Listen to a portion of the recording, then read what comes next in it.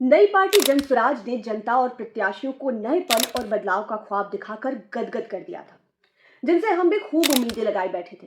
पर रेस की finish line पर पहुंचने से पहले ही ये भी बाकियों जैसी ही दिखने लगी है। जनसुराज की शुरुआत प्रशांत किशोर ने गांधी अंबेडकर की नीतियों को आधार बनाकर पद यात्रा के साथ की थी।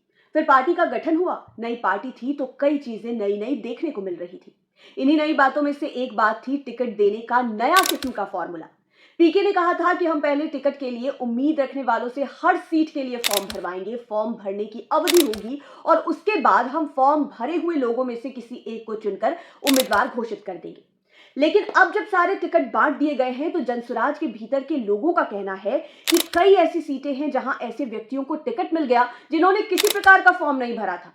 दूसरा आरोप यह भी है कि पार्टी ने कई उम्मीदवारों को टिकट का आश्वासन देकर सीट पर खर्चा करवा लिया, उनसे प्रचार सामग्री तक तैयार करवा ली और उसके बाद किसी ऐसे व्यक्ति को टिकट दे दिया गया जो पार्टी के किसी भी मूवमेंट में शामिल नहीं था। कुछ दिनों पहले हम प्रशांत किशोर का एक इंटरव्यू देख रहे थे जहां पर वे कह रहे थे कि इतना कुछ करके अगर धोखा दे दिए किसी को तो जनता हमको ठग बोलेगी।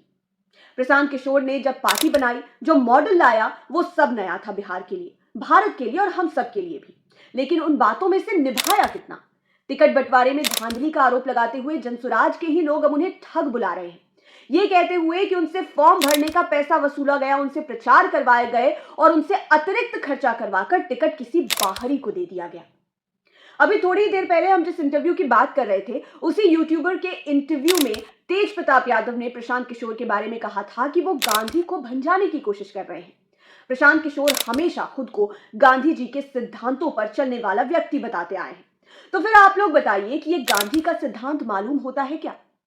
हमें आज की राजनीति में महात्मा गांधी, जवाहरलाल नेहरू, सरदार वल्लभ भाई पटेल और अंबेडकर जैसे लोगों को अछूता ही रखना चाहिए, क्योंकि इन लोगों ने जिस राह पर चलकर दिखाया है ना, हम उसकी आज कल्पना भी नहीं कर सकते हैं। अगले वीडियो में मुलाकात होगी।